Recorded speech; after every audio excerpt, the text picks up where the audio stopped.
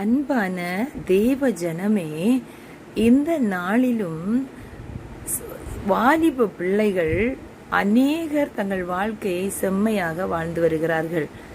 ஒரு சில வாலிப பிள்ளைகள் தங்களை முன்னிறுத்த வேண்டும், தங்களுக்கு தான் எல்லாம் தெரியும் என்ற நோக்கத்தோடு வாழ்ந்து வருகிறார்கள். அவர்கள் தங்கள் வாழ்க்கையை செம்மைப்படுத்தி கொள்ள வேண்டும், தங்கள் வாழ்க்கையை மாற்றி அமைத்து கொள்ள வேண்டும்.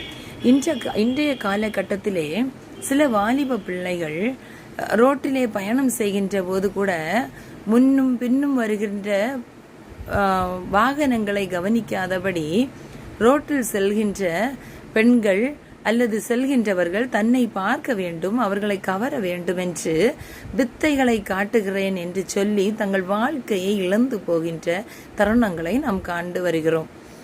இந்த மாதிரி வாலிப பிள்ளைகள் நான் தான் ஹீரோ என்று செய்கிற காரியங்கள் அவர்கள் வாழ்க்கையையே ஜீரோவாக்கி கொண்டிருப்பதை உணராதபடிக்கு செயல்பட்டு வருகிறார்கள்.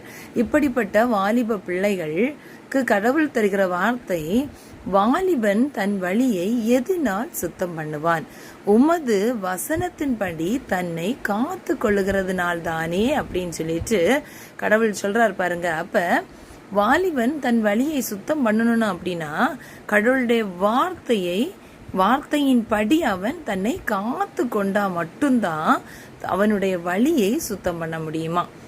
சில வாலிப பெண் பிள்ளைகளாகட்டும் ஆண் பிள்ளைகளாகட்டும் இரு நிலையில் காணப்படுகின்ற பிள்ளைகளும் தங்களுடைய இளமை சில காலம் என்பதை உணர்ந்து செயல்பட வேண்டும்.